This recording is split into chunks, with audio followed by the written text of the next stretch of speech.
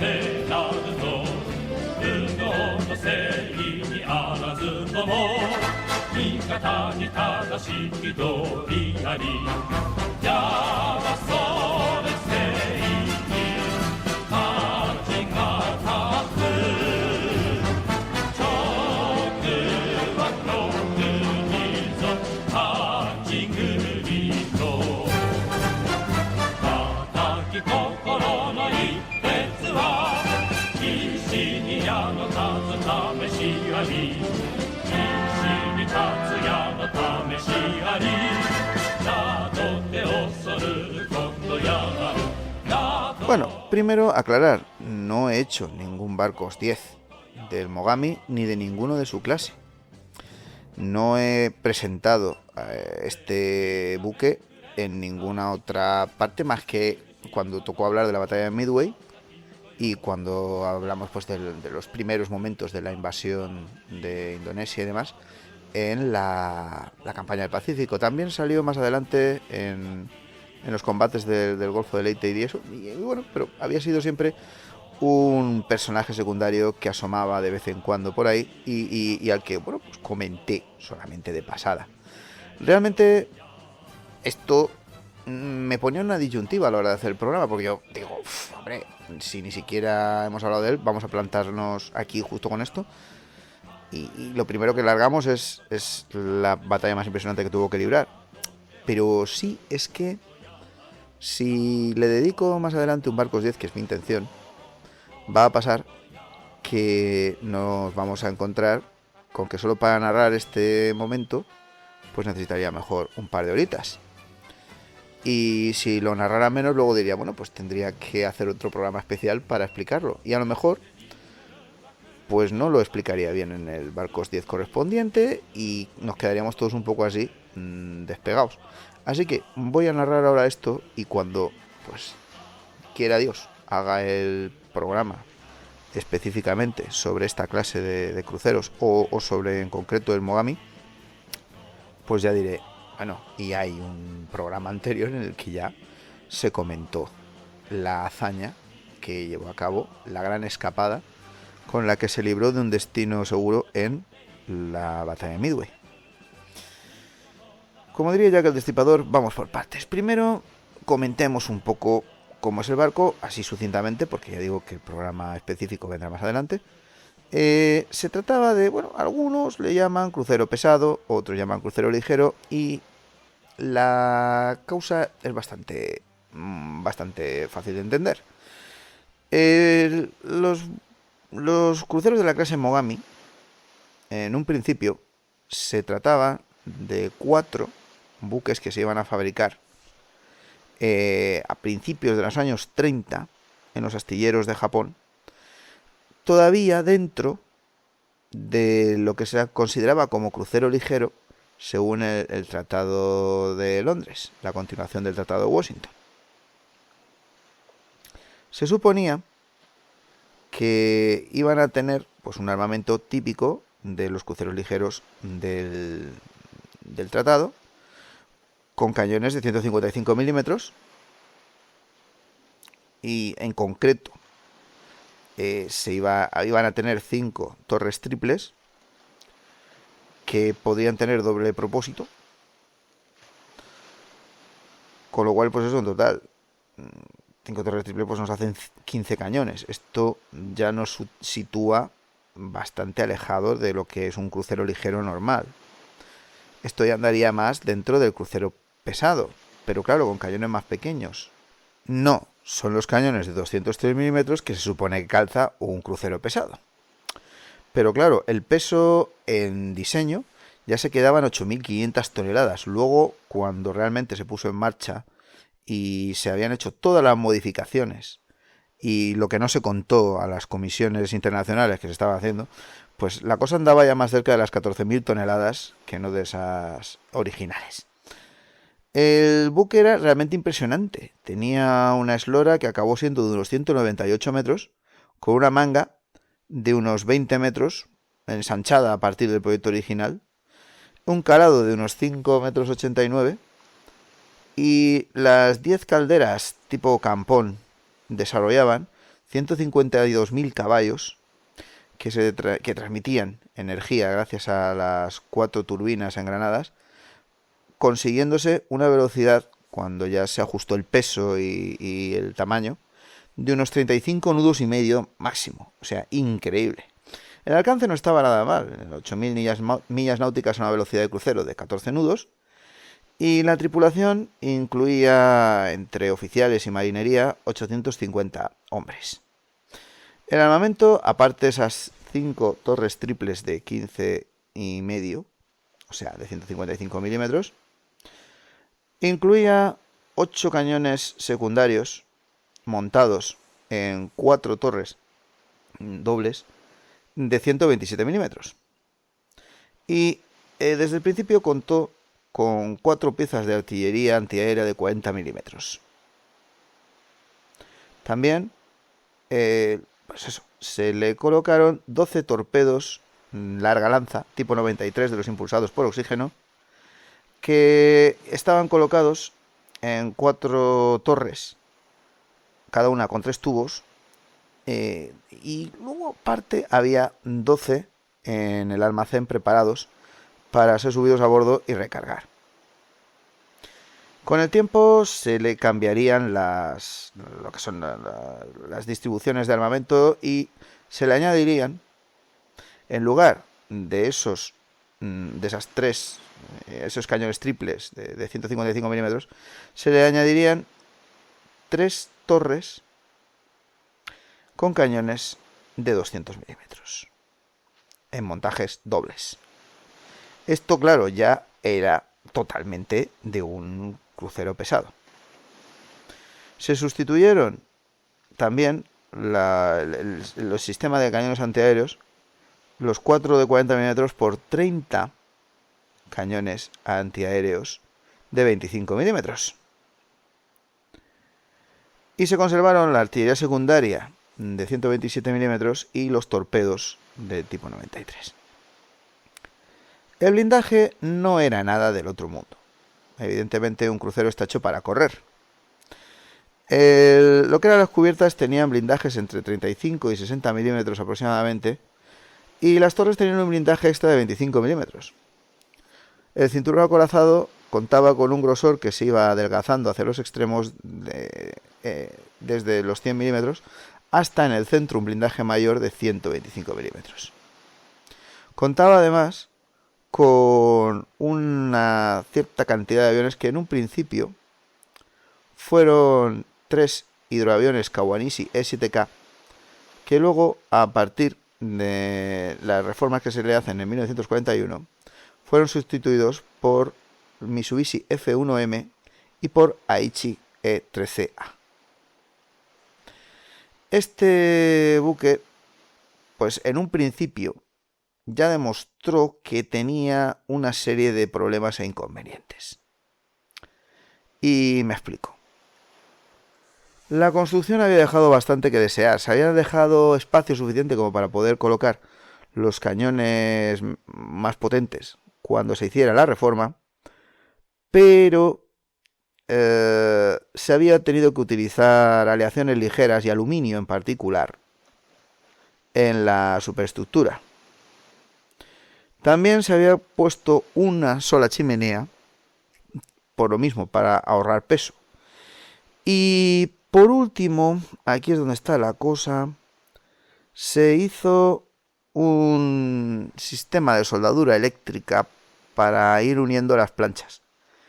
Esta soldadura dio muchísimos problemas y de hecho durante las primeras maniobras en las que participó fue atrapado por un tifón, de manera que este problema del que estamos hablando, de la soldadura, se volvió absolutamente perentorio. De hecho no se podía ni siquiera girar las torres.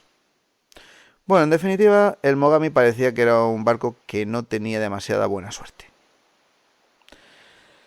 Una ventaja que tenía es que el Mogami tenía, y todos sus hermanos, tenía timón doble, lo cual venía muy bien, como saben todos los admiradores de la grande batalla naval de la Segunda Guerra Mundial. ¿Cuántos barcos se perdieron por daños en el timón? Si hubieras tenido dos, amigos, no te hubiera pasado esto. Pues bueno, este ya venía con dos palas de timón. Como he dicho, en 1937 es cuando se produce esa conversión de ligero a pesado, y con él van pues todos sus hermanitos, que en concreto, pues bueno, son los otros buques que se van a integrar con él en la séptima división de cruceros. Son el Mikuma, el Kumano y el Suzuya. Durante los primeros compases de la guerra, cuando ya estalla el conflicto definitivamente y toda la flota, toda la Kido Butai, se lanza a la batalla con una liada tremenda que se organiza durante los primeros meses, el Mogami va a tener éxito, pero va a arrastrar una reputación de gafe que no va a haber forma de quitársela de encima. Es decir, sí que es cierto que no va a perder ninguna batalla y pues tendrá gran importancia su participación en los combates en el estrecho de Sonda, en la toma de las Indias Orientales holandesas, en la incursión en el Océano Índico, pero sí que es verdad que allá donde vaya la va a liar, va a hacer el Pepe Villuela en todos los teatros de operaciones. O sea, va a haber un momento, por ejemplo, que las únicas bajas japonesas que vayan a tener en los desembarcos que se hacen tras la batalla del estrecho de Sonda van a ser porque 5 buques de transporte japoneses y 4 buques de transporte japoneses y un dragaminas van a ser alcanzados por los torpedos del propio Mogami, que estaba atacando a la flota aliada en ese momento. Hasta hace poco tiempo se le habían achacado esos impactos al Houston, un crucero norteamericano que estaba ahí defendiendo el pobre las aguas de Indonesia cuando se encontró con toda la flota japonesa tirándose encima, y que bueno, decían que había tenido un gran éxito pues porque había conseguido alcanzar a todos esos buques. Bueno, ahora sabemos que en realidad los torpedos eran japoneses y los había disparado su propio crucero de protección, que era este Mogami, donde había izado la insignia el almirante. Bueno, este pequeño follón no hace nada para mejorar la reputación, como digo, de este pobre barco. Los japoneses de todas formas van a seguir utilizándolo. Eso sí, algo tendría de fama, desde luego, porque el buque insignia a partir de entonces de la séptima división de cruceros va a ser el Kumano y no el Mogami, que en teoría, al ser el cabeza de clase, pues habría sido el que tendría más privilegios, pero no. Todos los cruceros de la clase Mogami, dentro de esta séptima división, son movilizados en la que va a ser pues una de las batallas más importantes de la historia, la batalla de Midway. El 4 de junio de 1942, el almirante Yamamoto envía la orden a la división de cruceros de que tiene que apañar el desastre que se está montando en la zona de Midway. Me explico. Ya han llegado noticias al alto mando de la flota combinada de que la aliada que hay en ese momento en Midway ha provocado la pérdida de la flota de portaaviones. Son ya pues la madrugada de ese día cuando el comandante de la Akagi manda noticia de que ha hundido su propio barco y que todo tiene que abandonar. Con lo cual, la única idea que tiene Yamamoto en ese momento es intentar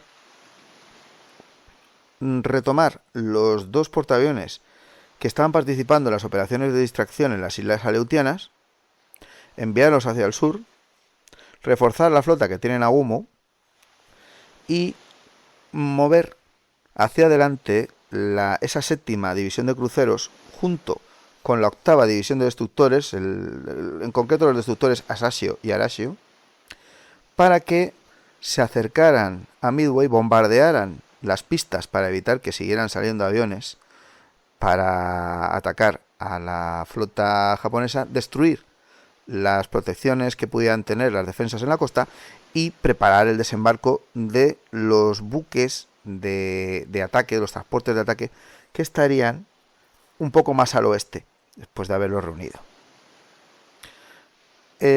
Al mando coloca al contraalmirante Takeo Kurita, sí, el Kurita que luego será famoso en la batalla de Samar y todo esto, en Leyte.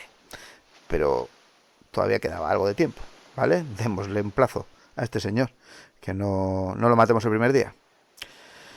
El Kumano entonces abre la marcha, estamos en la madrugada, pero hay un problemilla. Y esto es algo con lo que seguramente Yamamoto estaba dándose cuenta sobre la marcha. La séptima división de cruceros está a 400 millas de Midway. Si quiere llegar a tiempo para cumplir con la orden de Yamamoto, que pretende que lleguen al bombardeo antes de las 10:50 de ese mismo día, de la mañana, esto le pone al alcance de la aviación norteamericana en cuanto salga el sol. Y la aviación norteamericana en la isla de Midway no ha sido destruida ni mucho menos. Aparte, no se han destruido los portaaviones norteamericanos que están en la zona. La única solución que se le ocurre a Kurita es ordenar velocidad máxima y pone toda la máquina para intentar llegar a tiempo y poder realizar su misión lo más rápidamente posible. Problema: el agua está bastante picada. El estado de la mar no aconseja una carrera en plan corrupción en Miami por en medio del Pacífico, y los destructores intentan seguir esa marcha de 35 nudos, pero se van quedando atrás. Inevitablemente, en medio de las olas, no pueden seguir ese ritmo. Así que, mientras le llegan noticias de que hay un submarino, el I-168, que se acerca también para apoyar el bombardeo de la isla, Yamamoto poco a poco se va dando cuenta de que realmente no hay posibilidades de que la misión se pueda llevar a cabo por mucho que corran los cruceros. Cuando el capitán de la Akagi ya ha solicitado el permiso para poder hundir su propio barco, se da cuenta Yamamoto de que en realidad está enviando a esos cruceros a la muerte.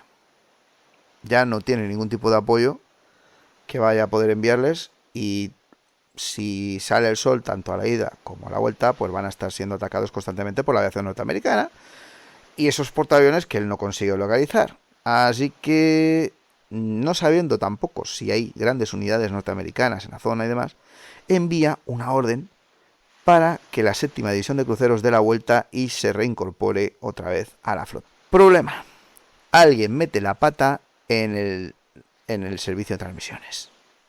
la señal es enviada a la 8ª división de cruceros en vez de la 7ª.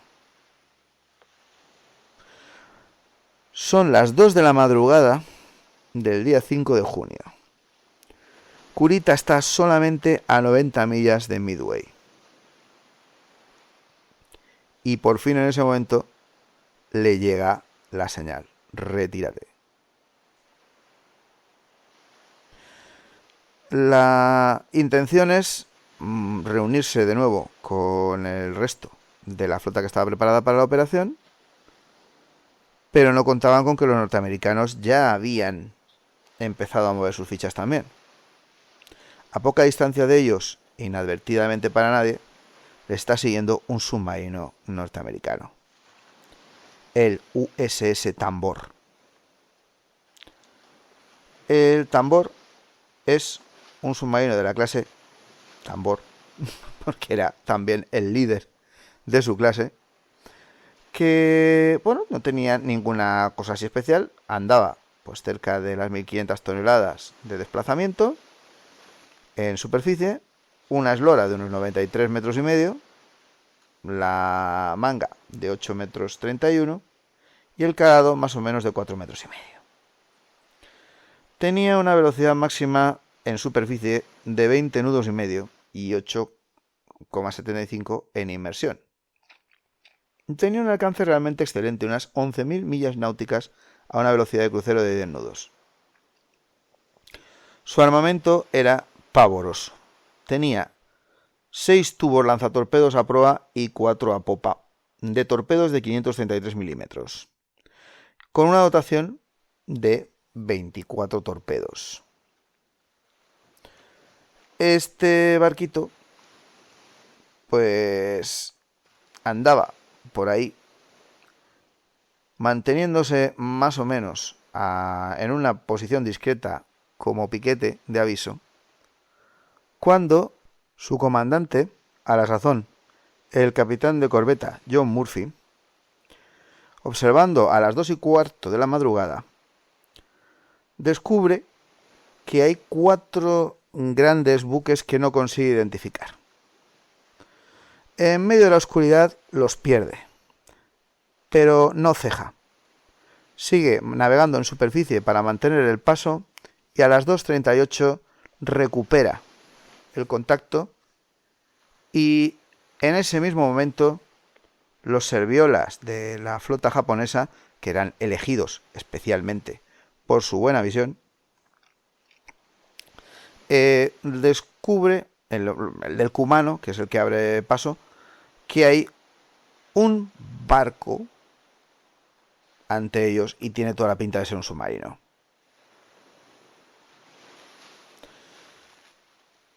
Murphy en ese momento no está seguro de si esos buques que están ahí delante son enemigos.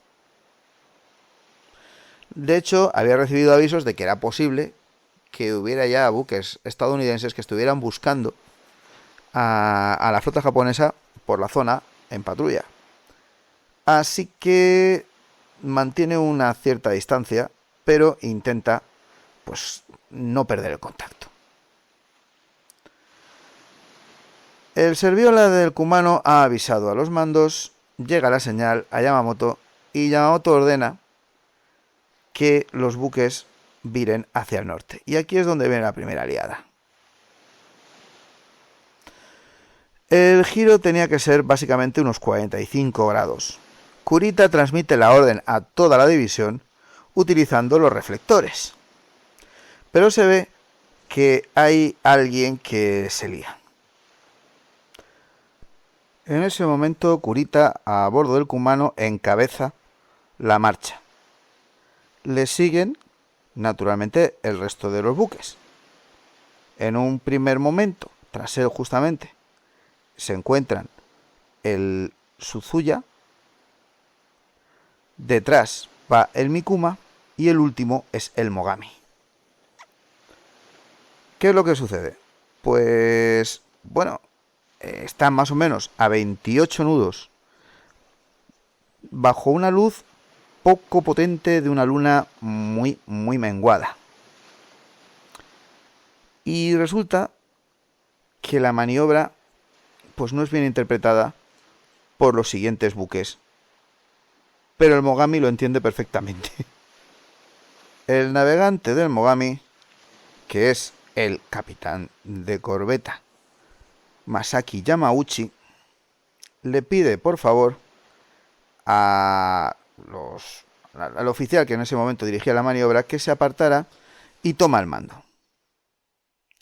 Mientras empieza a tomar el viraje, se le parece que el Mikuma está bastante lejos.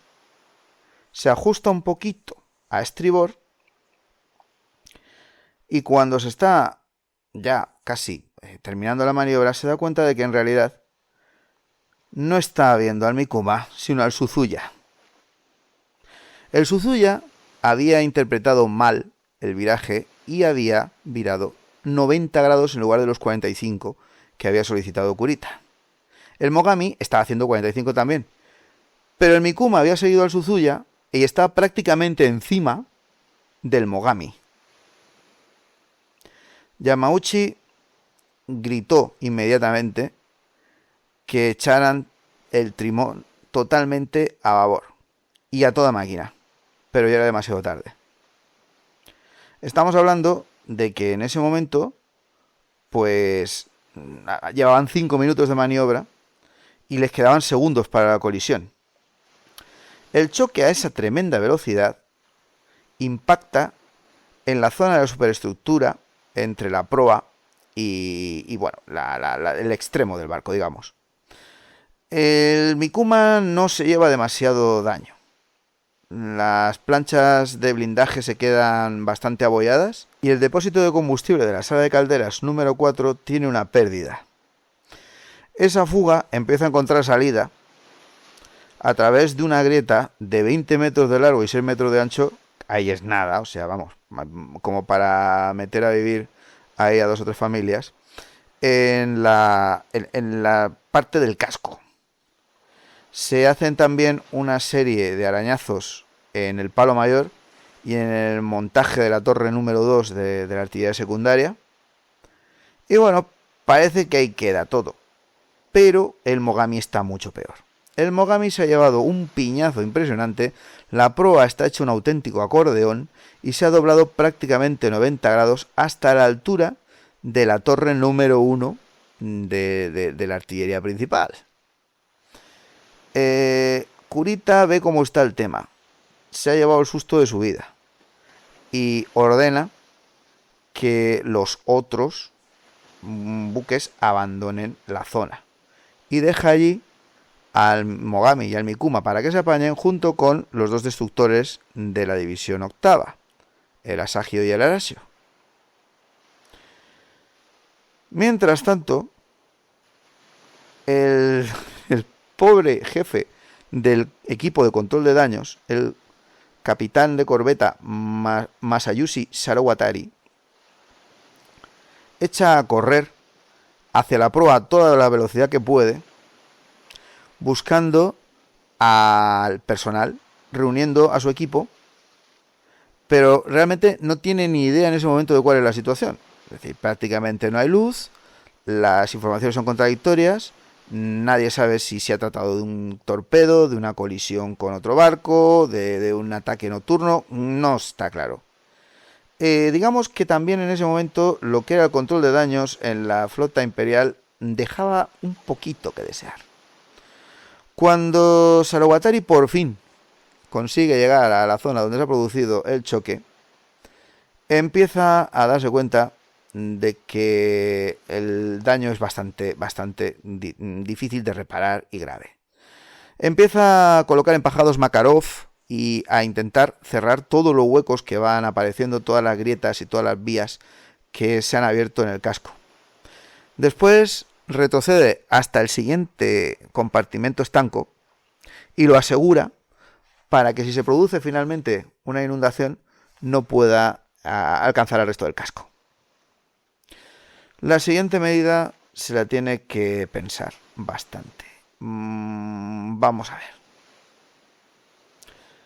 El capitán Arika Soji no tiene muy claro todavía cuál va a ser el cometido del Mogami. No tiene ni idea de si los daños le van a impedir combatir, ni si se va a encontrar con la flota estadounidense en cuanto salga al sol. Quiere conservar todo su potencial de combate, y lo más importante que tiene a bordo son los torpedos. Los torpedos tienen mucho más poder destructivo que todo lo demás. Pero Saruwatari toma la decisión, y esto le va a costar un broncazo de 3 pares de narices, de arrojar los 24 torpedos larga lanza por la borda. Él saca un cálculo, dice, bueno, el casco ha quedado muy dañado, el blindaje no nos va a proteger de nada, y aquí dentro tengo en total 24.000 litros de oxígeno líquido, 2 toneladas de queroseno y 12 toneladas de explosivo de torpedos en forma de estos maravillosos peces de acero. Lo mejor sería tirarlos ya, quitárnoslos de en medio y evitar el riesgo de que se produzca explosión, incendio y Dios sabe qué más. El capitán, comandante del barco, el capitán de navío Shoji, pone el grito en el cielo cuando se entera. Pero, bueno, Saruwatari lleva adelante la operación antes de que nadie pueda detenerle. Y, pues ya decimos, se lleva la bronca total. Mientras tanto, en el Mikuma, su correspondiente decide dejar los torpedos porque de momento ve que no hay peligro. Él cree que su barco está en perfectas condiciones y que no parece que vaya a dar ningún problema. A ver, a mí me dicen que tengo 24 torpedos cargados de oxígeno líquido, queroseno y explosivo en una bodega que está cerquita de donde se ha roto el depósito de combustible que está tirando el fuel del barco como si no fuera a haber un mañana. Y me pienso, la verdad, si no estarían mejor esos torpedos, pues yo que sé, en Cancún o en cualquier sitio donde no esté yo. Este hombre, sin embargo, pues decide conservar el potencial ofensivo del barco y eso implica conservar también los torpedos. El tambor, mientras tanto, el submarino norteamericano ha seguido manteniendo el contacto. Vuelve a perder este pequeño atisbo que tenía de las figuras de los barcos, más o menos a las 4:37. Pero Murphy sigue manteniendo el contacto con la flota y advirtiendo de lo que está encontrando. Los mensajes están llegando al contraalmirante Spruance, que recordemos es el que estaba mandando esa flota que había enviado al infierno a los portaaviones japoneses. Y que, bueno, escuchaba estos informes con especial atención, no por nada, no solamente que era importante saber dónde estaba la posición de cada uno de los buques de la flota combinada, sino que además, a bordo del tambor, el teniente de navío Edward D. Spruance estaba prestando servicio. Y sí, es el mismo apellido porque es su hijo. Así que bueno, mientras este le estaba mandando a su papi los informes, los aviadores en Midway y en los portaaviones están esperando tensos a que llegue el día, puedan despegar y comprobar qué es lo que ha sucedido. Kurita está aterrado por lo que ha visto. Obviamente no va a haber una buena solución. Los daños son graves. Y esto da una pinta bastante mala al asunto. Decide dejar allí al Asagio y al Arashi, junto con los dos estropeados, averiados buques, y bueno, pues huir con el resto e incorporarse a la flota. En ese momento el Mikuma iba dejando un rastro de combustible por detrás que era visible a millas, y el Mogami podía desarrollar una velocidad máxima de 12 nudos con esa proa suya, érase un barco a una proa pegada. Bueno, el Kumano y el Suzuya se separan a toda velocidad rumbo al resto de la flota combinada, y el Mikuma y el Mogami se quedan junto con los dos destructores a recibir lo que tenga que venir intentando dirigirse hacia la base más cercana, que es la isla de Truk. Mientras tanto, en Midway ya se han preparado. A las 6:30, uno de los aviones que está patrullando el área encuentra a estos pobres barcos y envía un aviso que cuando menos es confuso. Dice: observados 2 acorazados con dirección 264, distancia 125 millas, rumbo 168, velocidad 15. Buques dañados están soltando combustible. El primer encuentro que van a tener son 12 fortalezas volantes B-17 que han despegado y que pues van a tener bastante poco éxito. Los hidroaviones Catalina PBI del 44º Escuadrón de Patrulla siguen haciendo una patrulla por la zona intentando calibrar, pero se están quedando sin combustible también ellos y tienen que regresar. Van a llegar a las 7 de la mañana el primer escuadrón de aviones que parten de la base de Midway. Concretamente, pues esto hace que ya que las fortalezas volantes han tenido que regresar sin haber podido trabar contacto con el enemigo y sin darse cuenta, pues hace que la siguiente línea, que son 6 SBDs y 6 SB2U, traducido más o menos a palabras que podamos entender, son los SBD Dauntless y los SB2U Vindicator del escuadrón 241 de los Marines, bajo el mando del capitán Marshall Tyler, han encontrado la posición gracias a este 44º Escuadrón de Patrulla. Son más o menos las 8 cuando los Dauntless caen en picado sobre el Mogami y los Vindicator, 5 minutos más tarde, atacan el Mikuma haciendo un picado bastante más suave. Spruance, mientras tanto, está bastante preocupadillo. La información de que había nada más y nada menos que 2 acorazados a 125 millas de Midway, cuando finalmente llegan los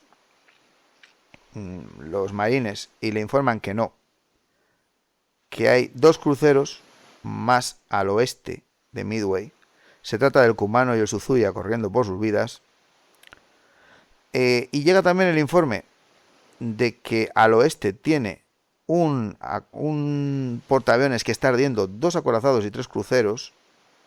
Se trata de la flota que rodeaba al Hiryu, que en ese momento el Hiryu, el último portaaviones en ser atacado durante el día anterior, pues todavía estaba a flote, si bien convertido en una auténtica ruina. Spruance durante un momento duda, pero luego decide que la prioridad es acabar de rematar al portaaviones. Esto lleva a una discusión a bordo del portaaviones norteamericano mientras se deciden qué tipo de arma tenían que llevar. Y bueno, pues aquí es donde de nuevo vienen esos grandes momentos de indecisión. Tengamos en cuenta que estaban hablando de un objetivo, cargarse el Hiryu estaba a 270 millas, para lo cual tendrían que llevar bombas relativamente pequeñas, mientras que Browning, que era el jefe del Estado Mayor de Spruance, quería asegurarse utilizando bombas de 500 kilos. El ataque no se va a lanzar hasta las 3 de la tarde, entre unas cosas y otras, pero bueno, a todo esto para cuando vayan a llegar va a dar lo mismo, porque el Hiryu pues ya se ha hundido él solo. Bueno, lo que van a hacer a continuación los norteamericanos es lanzar también desde los portaaviones un grupo de 18 SBDs desde el Enterprise para intentar localizar a estos otros barcos que se supone que andan por ahí. También se van a lanzar más aviones desde la orilla. Mientras los Vindicator y los Dauntless, que a las 8 de la mañana habían iniciado el ataque, continúan y transmiten también la señal, hay un fallo generalizado. Solamente consiguen casi acertarle a los barcos. Salpican metralla, alcanzan a algunos del personal que hay en cubierta, provocan algunos daños, pero no consiguen realmente darle a nada importante. Los norteamericanos cuentan ahí la historia extraña que, bueno, ha quedado un poquito ahí como a medio camino entre la leyenda y la realidad, que es la leyenda del oficial Fleming. Parece ser que el único avión que es derribado por la artillería antiaérea de los japoneses es un Vindicator. Este Vindicator es pilotado, por lo visto, por el capitán Robert Fleming.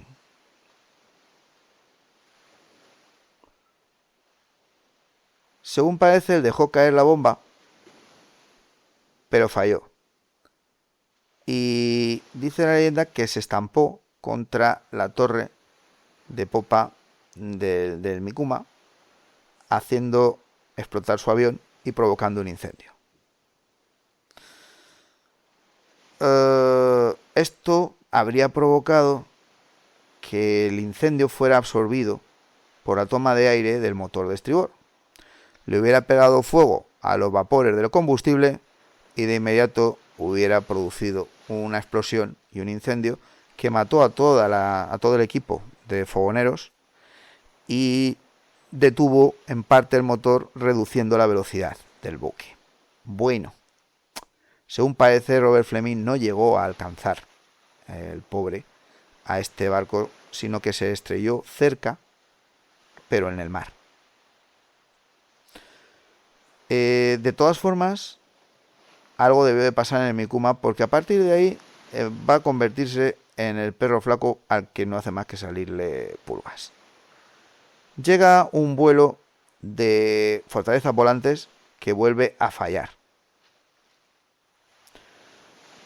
Estamos más o menos, son 8 bombarderos a las 8:34 de la mañana. El coronel Brooke Allen es el que manda estos 8 bombarderos,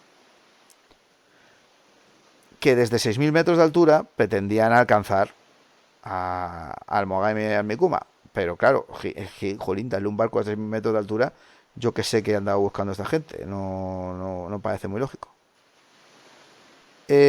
Bueno, parece ser que 2 hombres en el Mogami sí que fueron alcanzados y murieron, pero porque estarían en la cubierta y saltaría metralla. Realmente no hay alcance por parte de una de las gigantescas bombas estas de las fortalezas volantes en ninguno de los 2 barcos.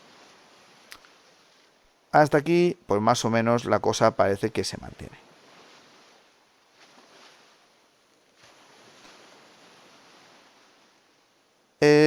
De momento parece que todavía hay una cierta controversia dentro del mando norteamericano sobre si lo que están atacando son portaaviones, son acorazados o son cruceros. No lo tiene muy claro. Spruance, pues, decide finalmente, el día 6 de junio, que el Enterprise y el Hornet lancen 57 bombarderos en picado acompañados de 20 cazas para cargarse a esta flotilla japonesa. Los pilotos norteamericanos envían un informe que, decirle confuso es quedarse corto. Parece ser que ellos ven acorazados de 31.000 toneladas. Son las 6:45 de la mañana. Vamos, yo creo que hay luz suficiente como para que no confundas un barco que es un acorazado con un crucero pesado. Pero bueno, da igual. Alguien además traduce mal el informe que llega al Enterprise. Y alguien dice que lo que han detectado es un portaaviones con 5 destructores. Realmente nadie mandó ese mensaje. Fue, ya digo, una decodificación bastante mal realizada. Uno de los Dauntless regresa al buque a las 7:30 y su tripulación informa que se trata, ¿no?, de que ya lo han visto bien, que son 2 cruceros y 2 destructores. A estas alturas, Spruance no sabe si están hablando todos de los mismos barcos o si es que hay 2 grupos distintos. A las 7:45, ya totalmente de los nervios, se ordena aumentar los reconocimientos. Y entonces, el Hornet, el portaaviones, lanza un grupo de ataque de 25 Dauntless, mientras que los cruceros Minneapolis y Nueva Orleans han enviado nuevos hidroaviones de observación para intentar buscar a ver si es que hay más barcos por ahí. Dentro de estos 25 Dauntless que manda el Hornet hay 11 del octavo grupo de bombardeo, 12 del octavo de reconocimiento y uno de cada uno de los escuadrones quinto y sexto de reconocimiento también. 8 llevan bombas de 250 kilos y el resto de 500. Les acompañan 8 cazas Wildcat y se dirigen hacia la última posición radiada de estos misteriosos barcos. Son las 9:30 de la mañana cuando los 2 hidroaviones del Nueva Orleans se acercan a los barcos japoneses, los observan, el Mikuma los detecta y abre fuego, y de inmediato los aviones del Hornet se dirigen hacia esa posición. Son las 9:45 cuando hacen acto de presencia y se arrojan sobre el Mogami.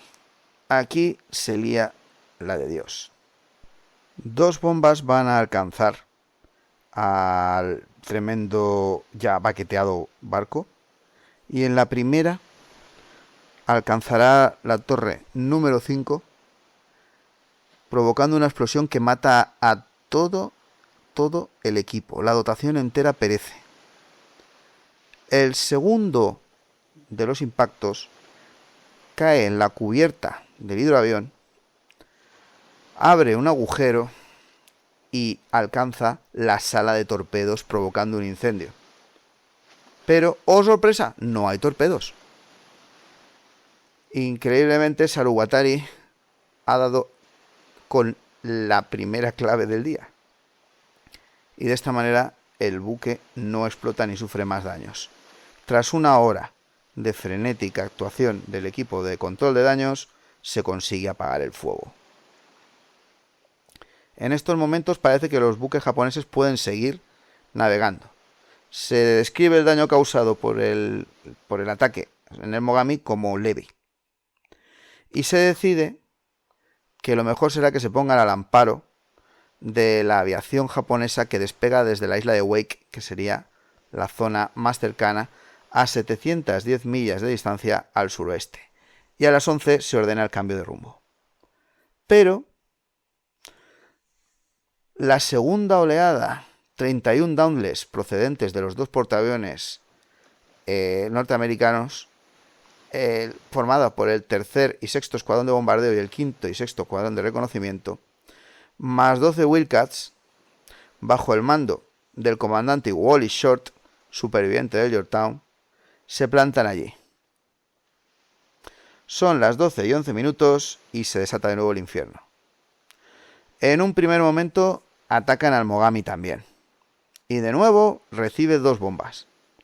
Una vuelve a explotar en la cubierta del avión y otra frente a la superestructura a proa. El el Mogami sufre enormemente por ese impacto. Pero lo que pasa en el Mikuma a continuación no tiene nombre ni apellidos. Es alcanzado por los bombarderos norteamericanos con 5 bombas. De inmediato pierde el control, los incendios empiezan a extender y a las 13:58 las llamas alcanzan la zona de torpedos. La explosión vuela en pedazos la parte central del crucero. Y esto no es todo. Tenemos que en ese momento el capitán del Mikuma ha muerto en una de las explosiones. El capitán Sakao Sakayama ha abandonado este mundo y tiene que tomar el mando el segundo oficial, el comandante Hideo Takashima. Desesperado al ver la situación, ordena que se abandone el barco. El teniente Masao Koyama, situado en la proa, desenvaina su espada y se suicida. El Mogami, muy dañado, se dirige junto con el Asagio y el Erasio a recoger a los supervivientes. Conseguirán rescatar a 300 hombres de las aguas. Parece ser que quedan entre 100 y 150 marineros en el agua que no pueden ser recogidos debido a los daños que están recibiendo. Hay una historia muy curiosa, ya que, el contraalmirante Spruance envió al teniente Edwin Krueger en uno de los bombarderos en picado, junto con un camarógrafo de la agencia de noticias retransmitidas Fox Movietone, que llevaba una máquina tomavistas para rodar el desastre desde el aire. Se llamaba A. The Brick. Junto a ellos estaba el teniente Cleo Dobson, que sentía una inmensa furia dadas las bajas que habían sufrido los compañeros que tenía en su portaaviones, y que estaba pensando en cómo podría vengarse de la inmensa masacre que habían sufrido. Además, conocía las historias de los japoneses que pasaban con sus aviones ametrallando a los náufragos norteamericanos cuando un barco se hundía, y pensaba que había llegado el momento de darle la vuelta a la tortilla y devolverles el favor. Cuando Dobson llegó a donde se estaba produciendo el combate, contó muchos años después que vio a 400 o 500 marineros en el agua, todos alrededor del barco. Después de sobrevolar a aquellos pobres diablos en el agua, se me encogió el corazón y no pude abrir fuego contra ellos. Dobson más tarde escribía en su diario: seguro que odiaría estar en el pellejo de aquellos pobres desgraciados en el agua. No debería sentir lástima por ellos. Sin embargo, algún día podría estar en sus zapatos. Quiero disfrutar leyendo esto cuando esté sentado frente a la hoguera de mi chimenea y no tengo suficiente ambición para salir ahí fuera y repetir el espectáculo. Estas fotografías son ahora de las más famosas en la historia y recogen los últimos momentos del Mikuma antes de hundirse. Y nos demuestran también que hay otras formas de hacer la guerra y que puede realmente haber sido muy dañado por un enemigo y albergar un gran resentimiento contra ellos, pero aún así ser humano. Mientras tanto, el Arasio y el Asasio están siendo atacados por los cazas de escolta que le están ametrallando. Y están sufriendo bastantes daños en las cubiertas por culpa de esos ataques. El Mikuma se hunde sin remedio. Se da la orden de abandonar el barco, como ya hemos dicho. Y bueno, pues son más o menos ya las 13:58.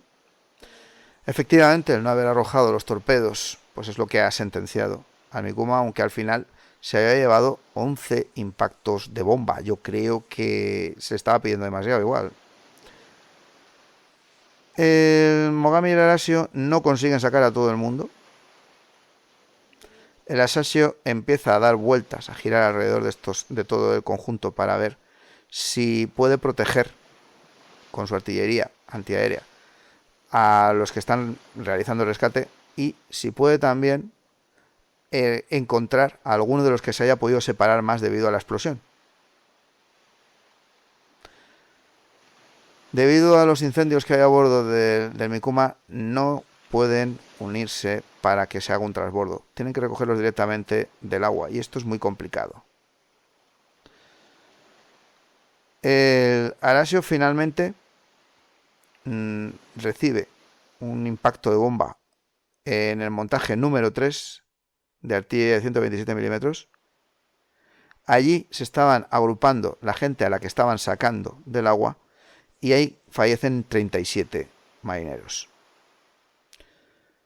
En el Mogami se precipita al desastre cuando llega otro grupo de ataque, 23 Dauntless procedentes del Hornet con bombas de 500 libras. Son más o menos las 3 de la tarde.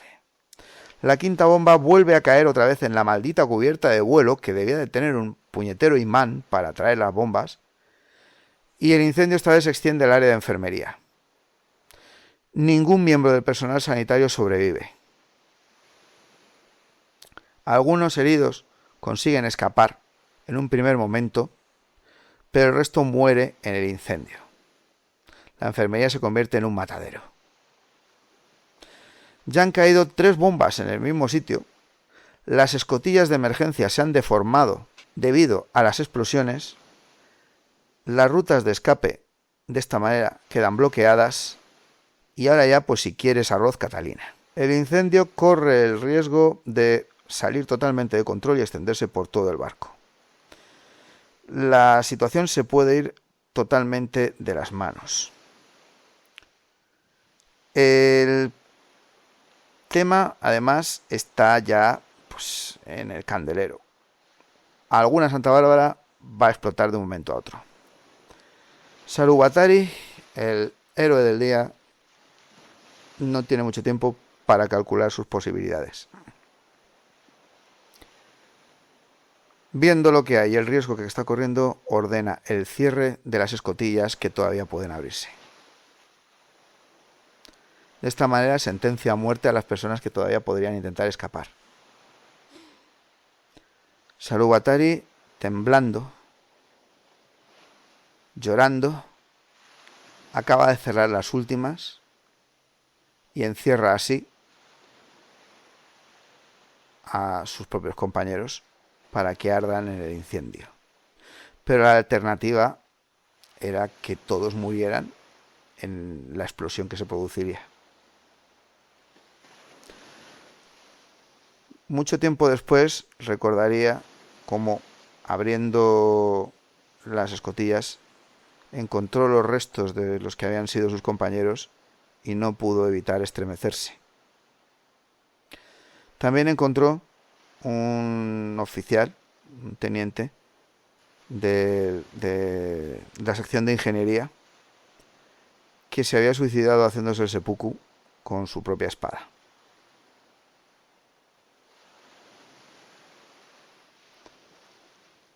El Mikuma se va hundiendo lentamente, son las 15:25 y el Mogami y los destructores tienen que abandonar el barco, con lo que dejan a merced de los elementos a los probablemente más que ciertos supervivientes que debían de estar. solo han conseguido rescatar a 240 hombres. El Mogami sigue con la proa totalmente aplastada. Sigue con los daños múltiples por los incendios en el interior del barco. Pero aún así consigue, mediante un esfuerzo increíble por parte de la tripulación, alcanzar los 20 nudos de velocidad. El petrolero Niichiji Maru los localiza ese mismo día y permite de esta manera que puedan reponer combustible. Los pobres destructores estaban a punto de dejar secos los depósitos.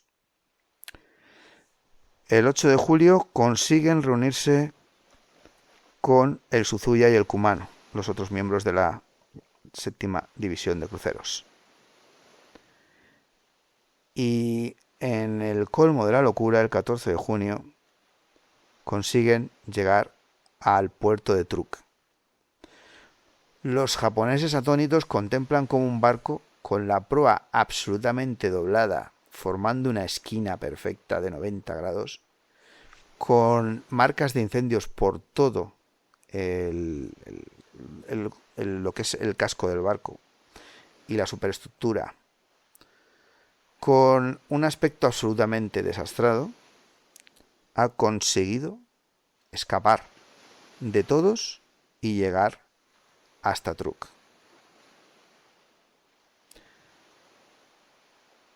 Se hará una inspección cuando se proceda a la reparación del barco, tras amarrarlo al buque taller Akashi, que tendrá que emplear un mes entero en realizar las reparaciones de emergencia. Se encontrarán 800 agujeros de varios tamaños, los costados totalmente acribillados. El estado absolutamente lamentable. Y aún así, el buque ha conseguido llegar, y estamos hablando nada más y nada menos que de 90 víctimas de esa tripulación de 850 almas, 9 oficiales y 81 marineros, clases de tropa y demás, que fallecen, entregan sus vidas a bordo de ese barco de las horribles maneras que ya hemos descrito, y 101 heridos que tendrán que reponerse de terribles sufrimientos y daños muy graves, algunos de ellos, que marcan, pues eso, el precio, el enorme precio que hubo que pagar para poder escapar, para poder salvar el barco y a la mayor parte de los tripulantes. El Mogami será enviado a Japón para reparaciones profundas que ya durarán 8 meses. Sin comentarios. Los norteamericanos van a estar absolutamente convencidos de que este buque ya no va a servir para nada. Es posible que no sirva para nada del todo, en cierto modo. Van a sufrir una serie de transformaciones. A partir del 1 de septiembre de 1942, el Mogami empezará a ser transformado poco a poco en una especie de crucero, transportador de aviones, para llevar pues como 20 hidroaviones, retirándole las torres 4 y 5 y modificando pues bastantes de lo que eran sus Santa Bárbaras y depósitos, para que al fin pues eso, pueda llevar un grupo bastante grande de aviones de reconocimiento.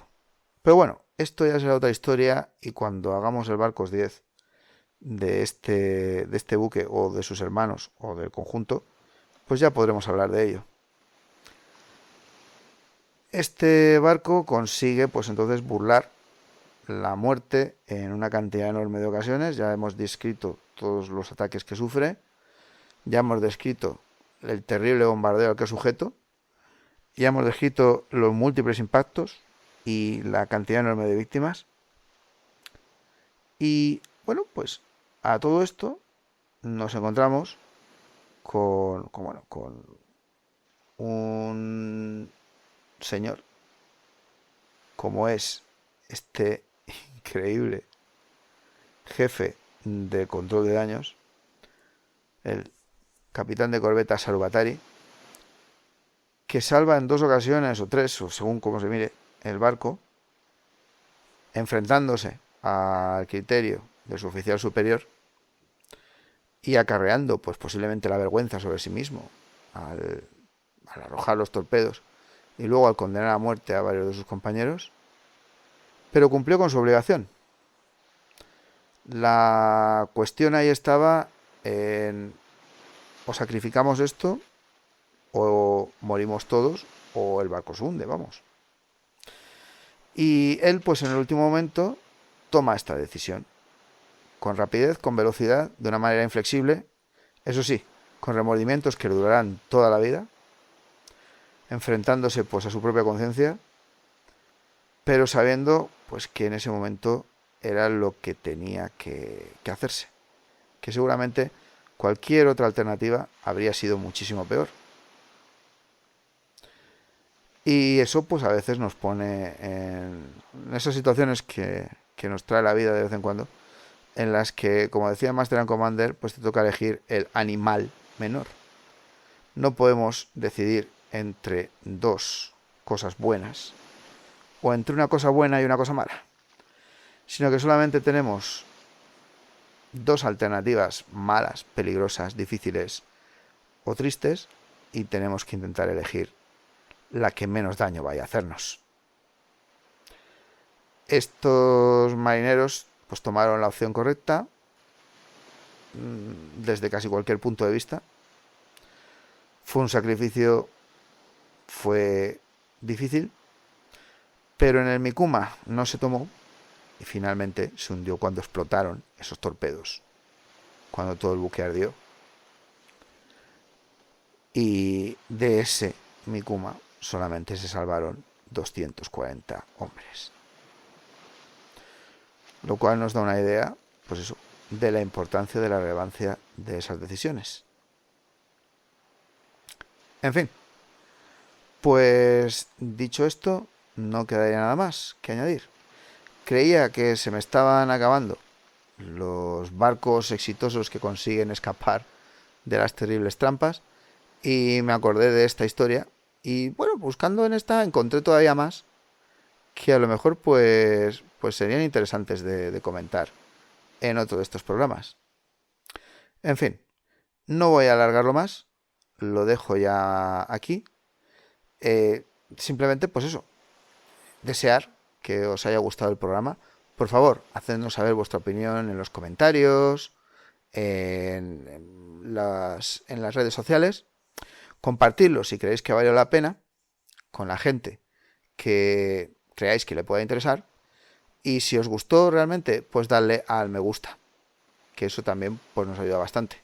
Ya sabéis también que tenemos programas solamente para fans y que podéis colaborar con nosotros y ayudarnos a que este canal siga adelante y cada vez mejor, pues eso, con 3 euritos al mes y saber pues eso, que estáis apoyándonos y que esto nos sirve pues para mejorar. Así pues nada, deseándoos lo mejor y esperándoos en el próximo programa, me despido. Hasta entonces, muchas gracias por escucharnos.